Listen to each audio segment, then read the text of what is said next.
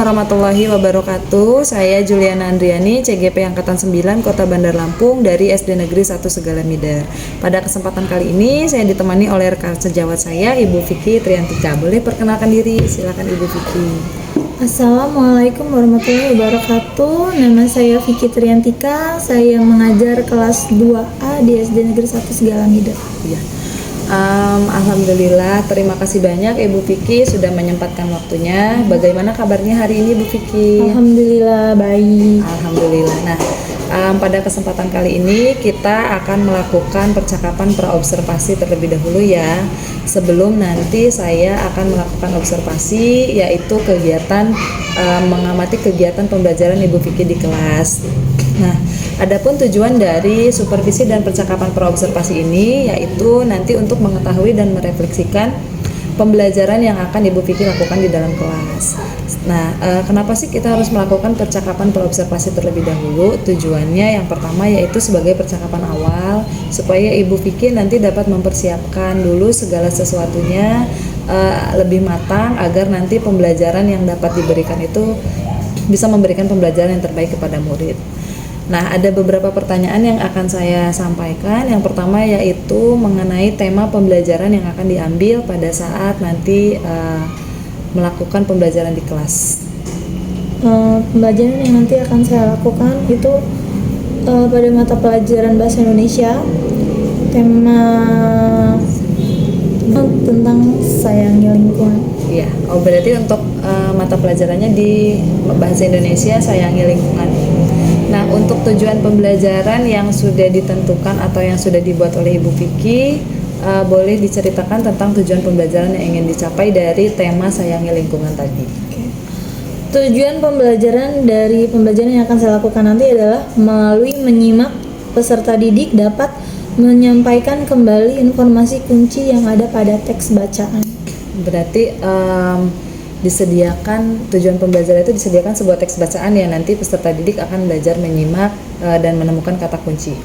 Itu tujuan pembelajaran sudah sangat bagus. Kemudian dari tujuan pembelajaran kita beralih ke area pengembangan nih. Area pengembangan apa sih yang ingin Ibu Vicky capai pada pembelajaran nanti? Area pengembangan yang ingin saya capai adalah yang pertama, keterampilan peserta didik untuk memahami informasi kunci yang terdapat pada teks bacaan. Dan yang kedua adalah keterampilan peserta didik untuk menyampaikan kembali informasi kunci yang ada pada teks bacaan. Berarti dari tujuan tadi melalui kegiatan menyimak itu area pengembangannya ada dua ya. Yang pertama yaitu keterampilan peserta didik untuk memahami bacaan tersebut. Kemudian yang keduanya keterampilan untuk menyampaikan informasinya atau bisa dibilang keterampilan berbicara ya. Nah, dari tujuan dan area pengembangannya sudah sangat bagus.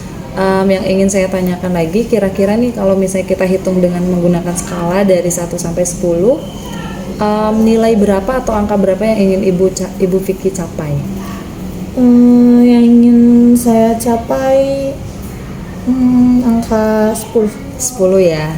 Sangat percaya diri sekali ya. Bismillah, semoga dapat tercapai nih tujuan pembelajarannya tercapai semua dengan angka yang sangat memuaskan. Nah, untuk selanjutnya rancangan pembelajaran yang sudah Ibu Vicky buat seperti boleh minta tolong dijelaskan dari rancangan pembelajarannya, dari mulai strategi pembelajarannya, kemudian model pembelajaran dan metode pembelajaran yang akan digunakan. Untuk strategi yang saya gunakan itu adalah pembelajaran berdiferensiasi konten. Untuk model pembelajarannya adalah cooperative learning, sedangkan metode pembelajarannya diskusi dan tanya jawab. Untuk media yang saya gunakan itu ada video, teks bacaan, dan juga puzzle. Hebat sekali nih, strategi pembelajaran sudah menggunakan pembelajaran berdiferensiasi ya. Yaitu ada diferensiasi konten berarti dengan 3 media pembelajaran yang tadi ya. Ada video, ada teks bacaan, kemudian ada puzzle. Kemudian modelnya juga menggunakan cooperative learning ya, bisa menjadi sarana untuk murid dapat berdiskusi. Strategi pembelajarannya sudah bagus nih Mbak. Kemudian kapan kira-kira akan melakukan pembelajaran tersebut sehingga saya bisa masuk untuk mensupervisi? Insya Allah pembelajarannya akan dilaksanakan pada hari Kamis, tanggal 22 Februari tahun 2024. Ya, pada jam keberapa Bu? Di jam pembelajaran pertama pukul 10.15 waktu Indonesia Barat. Oke, siap. Berarti pada hari Kamis ya, tanggal 22 Februari 2024 di jam pertama yaitu di jam 10.15 saya izin untuk melakukan supervisi dan observasi di kelas. Nanti saya akan mencatat hal-hal penting atau kegiatan apa saja yang sudah Ibu Vicky lakukan. Nah, nanti setelah melakukan observasi atau pembelajaran di kelas, nanti kita akan melakukan percakapan pasca observasi. Nah, kegiatan percakapan pasca observasi ini nanti akan didampingi oleh pengajar praktik saya.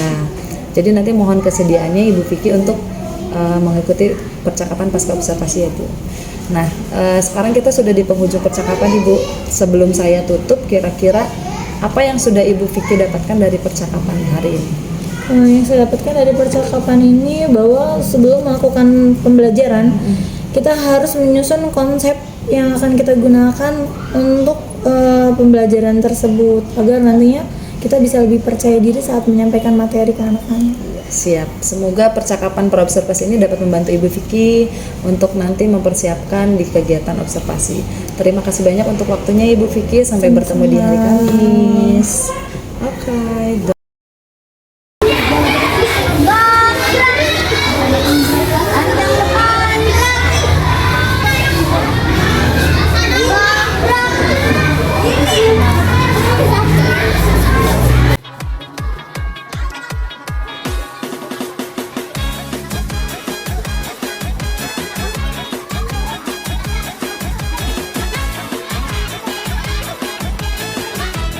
Tangan ke atas, mengangkat bintang. Tangan ke samping, duduk yang tegak.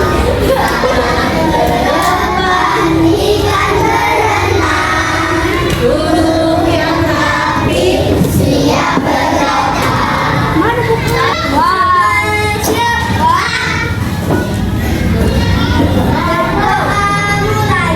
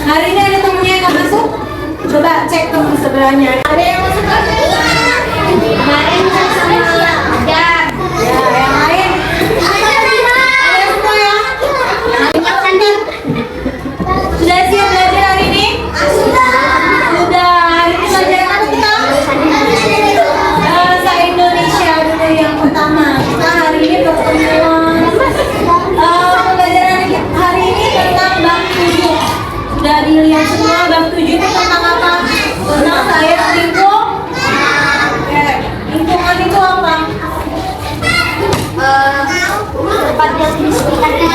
Ya, tempat yang di sekitar kita itu yang lingkungan. Oke, sebelum kita lanjut materinya, kita simak dulu. Pada pertemuan hari ini kita mau bahas sebuah petunjuk sayang lingkungan. Di lingkungan itu ada apa aja? Di lingkungan kita ada apa aja?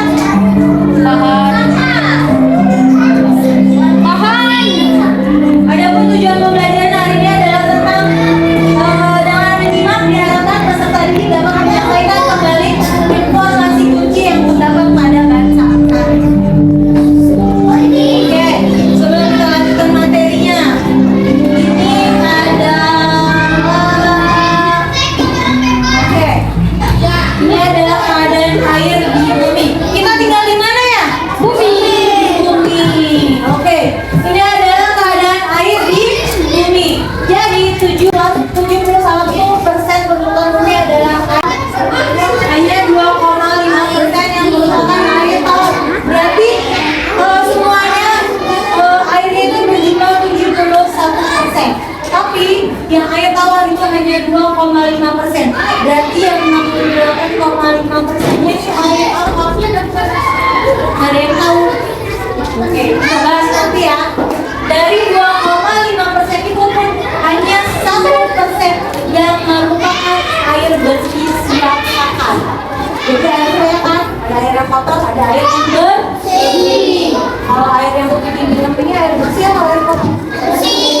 Air bersih. Jadi air yang siap dipakai itu hanya 1%. Sisanya yang 1,5% itu berarti air bersih atau bukan? Sebelum kita lanjutkan materi, ada baiknya kita perlu tahu dulu penggunaan air itu untuk apa aja. Ada yang tahu gunanya air untuk apa? Mandi. Mandi.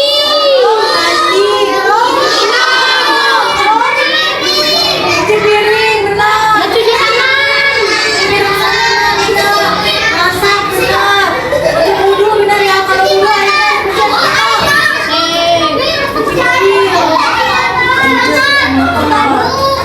baju, cuci sepatu. Oke. Mandi.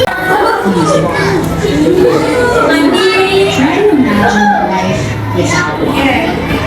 Karena di suatu hari air itu habis. Life without clean water is just it's normal.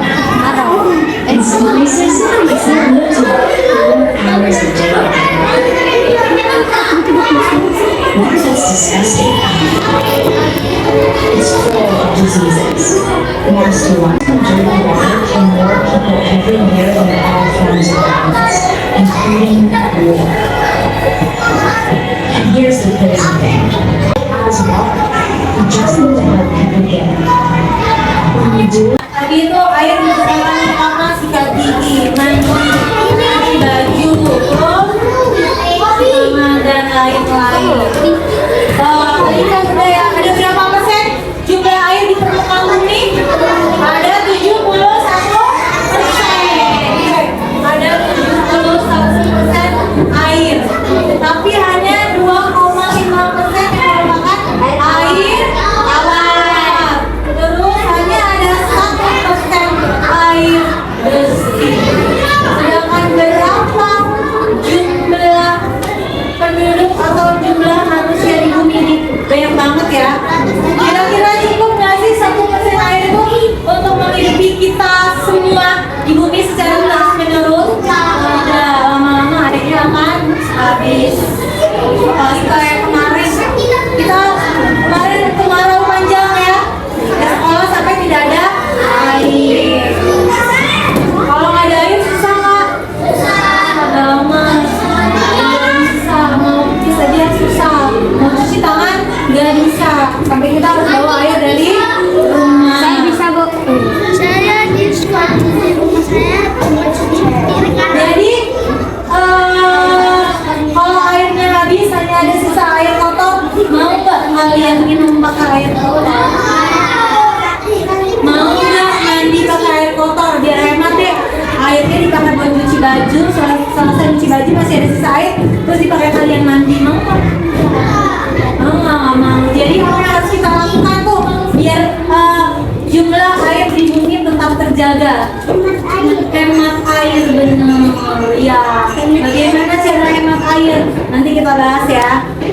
yang salah satu yang bisa kita lakukan adalah menghemat penggunaan air. Yang tadi 71% permukaan bumi adalah air. Sebagian besar permukaan bumi adalah air. Hampir semuanya adalah air asin. Nah, tadi kan 71% ini adalah air yang tidak manis atau asin. Manusia membutuhkan air untuk hidup. Air tawar 7% itu merupakan air asin dan air tawar. Air tawarnya tadi ada berapa persen? 85%. Berarti air asinnya berapa persen? 71 itu jumlah keseluruhannya. Tadi kan berapa? 68,5%.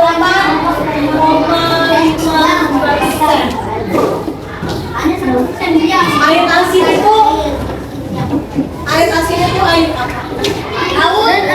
Air laut. Iya, air asin adalah air dengan kandungan garam tertinggi. Biasanya kita temui di air laut. Berarti oke, ini adalah kalian. Ini ada puzzle. Puzzle ini kalau sudah tersusun dengan rapi, itu berisi tentang cara menghemat air. Ya, nanti kalian iya betul. Tugasnya berkelompok bukan individu, jadi saling bekerjasama dan gotong royong biar hasilnya maksimal dan baik. Kalian tempel. Setelah kalian tempel, nanti kita bahas tentang bagaimana sih cara menghemat air. Dan bantu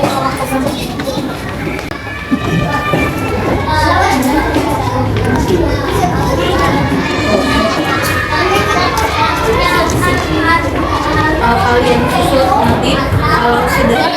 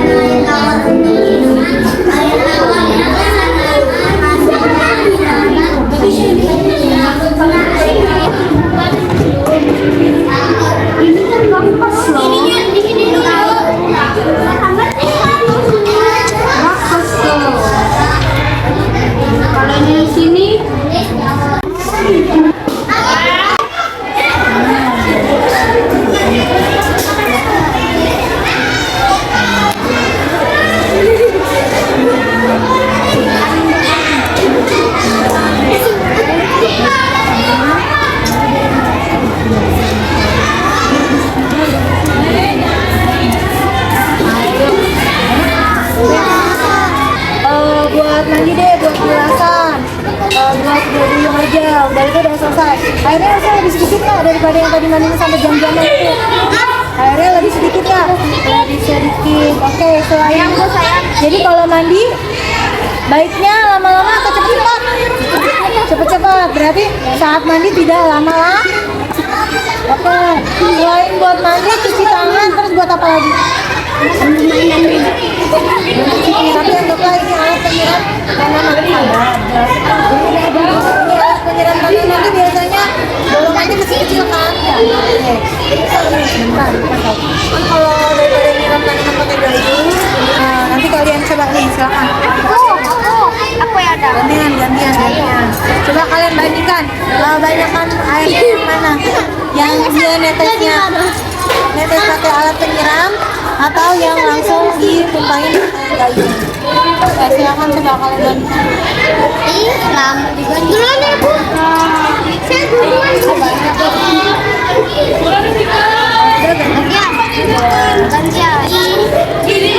Mau nyoba yang ini? Mau nyoba yang ini? Banyak kan yang ini? Banyak kan ini?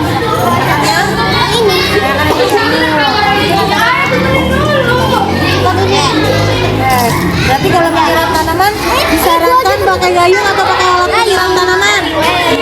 Kalau menyiram tanaman, ayo. Dan kalau menyiram tanaman disarankan pakai gayung atau pakai alat penyiram tanaman? Alat penyiram tanaman, karena jadi lebih hemat air. Sampai sini paham?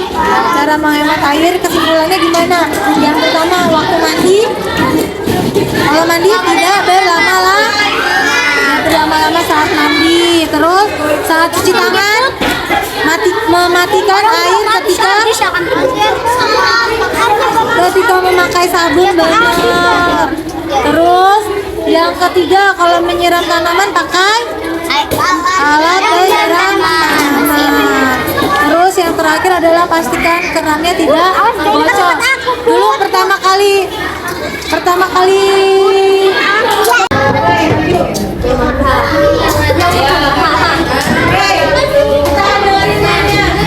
Tadi kan gue gitu.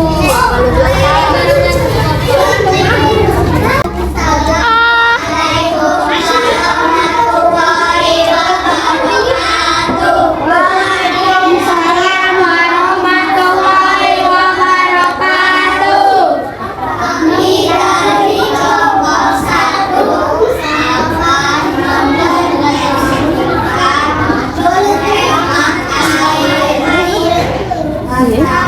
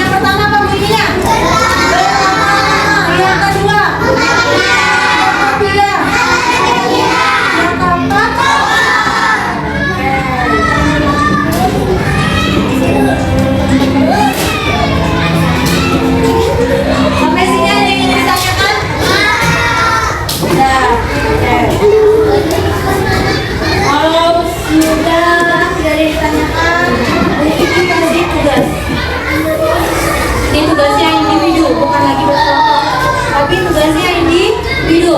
Tugas kalian adalah mencari kata. Ini ada tulisnya, carilah kata yang menunjukkan kegunaan air. Kemudian tulislah bagaimana cara menghematnya. Misalnya nih, yang pertama ada kata mandi. Yang paling atas ini ada kata mandi. Kalian tulis mandi di sini.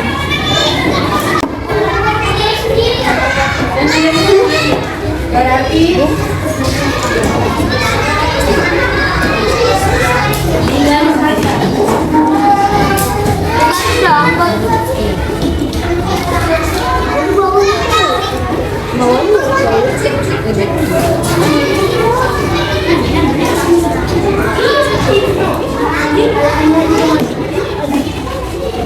Bukunya semuanya ditutup.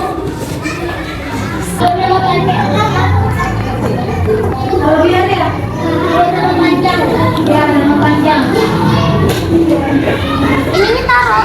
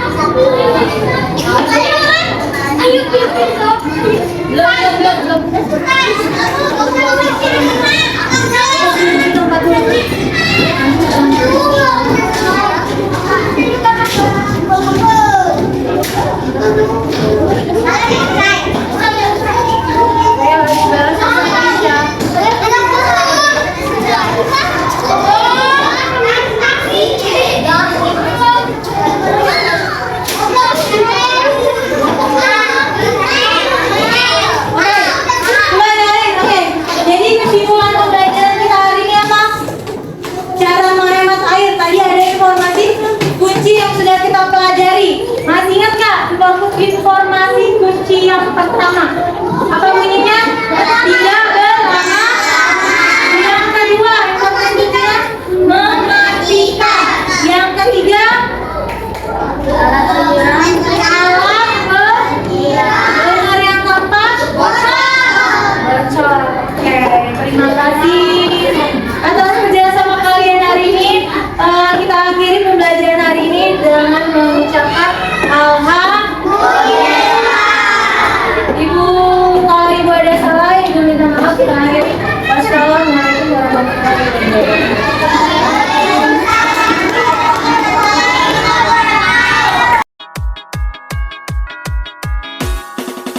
warahmatullahi wabarakatuh. Saya Juliana Andriani, CGP Angkatan 9, Kota Bandar Lampung.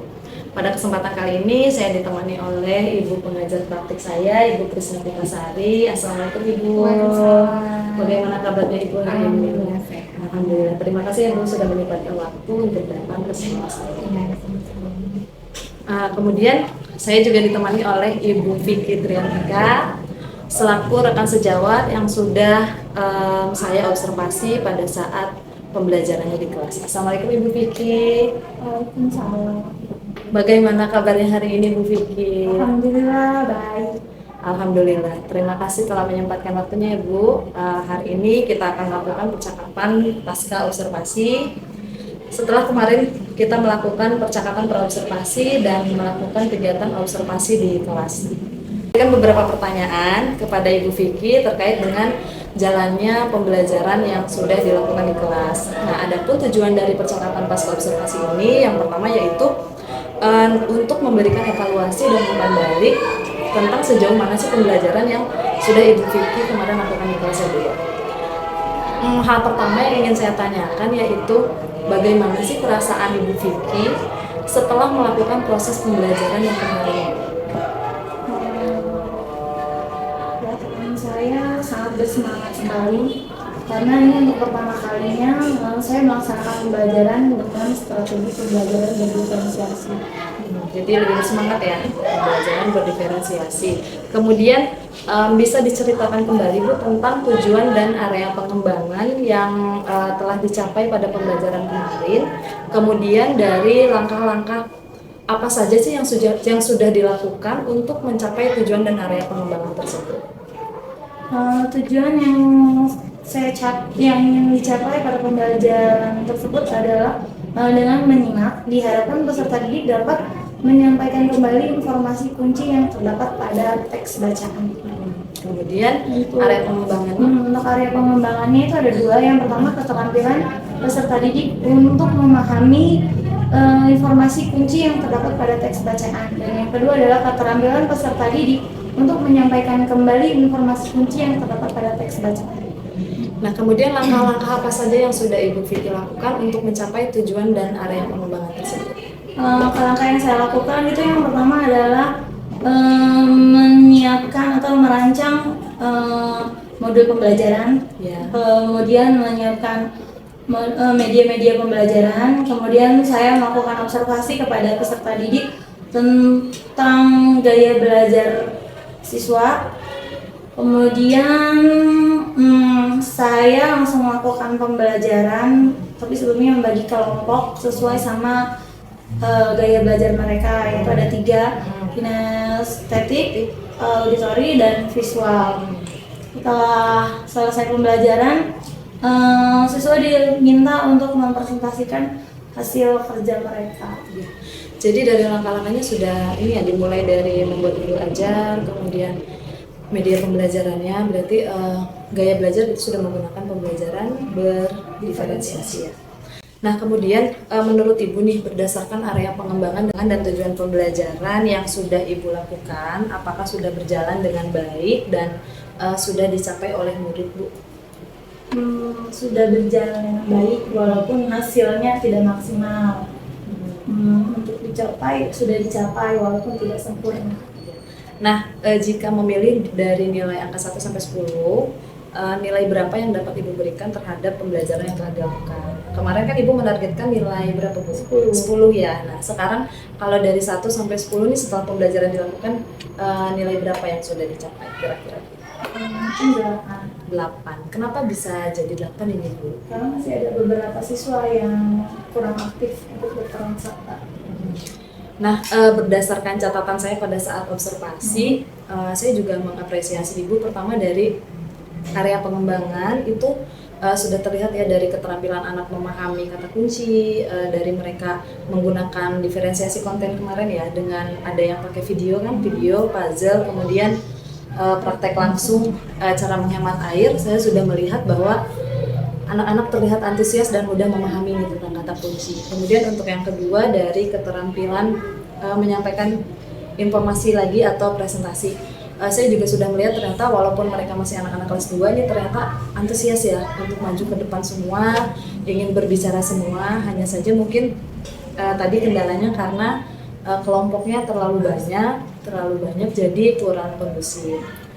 Kemudian dari segi tujuan pembelajaran juga saya lihat sudah tercapai, dilihat dari hasil evaluasi yang menggunakan teka-teki itu ya. Saya juga mengapresiasi ternyata media pembelajaran yang Ibu Vicky buat itu sudah sangat bagus. Nah, kemudian saya ingin bertanya kembali, hal-hal apa saja sih yang ingin Ibu Vicky tingkatkan lebih lanjut dalam pembelajaran? Hal yang ingin saya tingkatkan yang pertama adalah cara siswa dalam mempresentasikan hasil tugas mereka. Yang kedua adalah strategi pembelajaran yang saya gunakan, dan yang ketiga adalah cara saya mengelola kelas. Iya, cara mengelola kelas. Nah, dari 3 hal yang ingin Ibu Vicky tingkatkan tadi, dari mulai keterampilan presentasi, kemudian pengelolaan kelas, sama strategi pembelajaran, adakah strategi atau rencana pengembangan yang dapat dilakukan untuk meningkatkan hal tersebut? Ada yang untuk rencana yang akan saya kembangkan, yang pertama itu tentang keterampilan siswa, yang pasti mungkin membagi siswa dalam kelompok kecil aja, jadi anggotanya tidak terlalu banyak. Ya, betul. Terus yang kedua tentang strategi pembelajaran itu mungkin saya akan memadukan pembelajaran dan diferensiasi konten dengan diferensiasi proses dan produk. Untuk pengelolaan kelas mungkin saya akan mencoba menerapkan disiplin positif. Strategi pengembangannya sangat bagus sekali ya Bu. Semoga nanti kita bisa dapat lebih baik lagi ke depannya. Nah, kapan nih kira-kira akan mencoba untuk menerapkan atau merealisasikan perubahan tersebut? Akan saya terapkan insya Allah di pertemuan berikutnya. Saya tunggu ya Bu ya kabar baiknya dan cerita-cerita menariknya tentang pembelajaran-pembelajaran yang nantinya akan Ibu terapkan. Nah, sebelum ditutup nih Bu, kita sudah di penghujung percakapan. Yang ingin saya tanyakan kembali, apa sih yang Ibu dapatkan pada percakapan pasca observasi ini? Kemudian apa sih yang ingin paling Ibu kembangkan untuk pembelajaran selanjutnya? Saya dapatkan dari percakapan ini sih yang pastinya saya jadi tahu nih apa sih yang harus saya perbaiki nih Ya, gitu kan, dengan kita saling sharing gini, oh ya masih banyak beberapa yang harus saya perbaiki. Yang ingin dikembangkan, yang paling ingin dikembangkan, yang paling spesifik nih misalnya. Keterampilan siswa dalam mempresentasikan sih, karena itu jadi PR banget gitu kan, karena anak-anak masih yang malu-malu gitu kan, Karena masih kelas rendah juga ya. Ya. Oke, baiklah, terima kasih banyak Ibu Vicky untuk waktunya. Semoga kita bisa tetap memberikan yang terbaik ya untuk anak-anak. Kemudian kita bisa mulai juga dari belajar memperbaiki dari mulai diri sendiri ya. Saya tunggu cerita-cerita menarik lainnya ya Bu Vicky. Terima kasih banyak. Demikianlah percakapan pasca observasi yang sudah saya lakukan dengan Ibu Vicky Triantika dan didampingi oleh Ibu pengajar praktik saya Ibu Krisna Pitasari. Terima kasih banyak, mohon maaf bila banyak kesalahan. Wassalamualaikum warahmatullahi wabarakatuh. Jangan dulu yakin semua indah, pejamkanlah mata padanya kita berserah.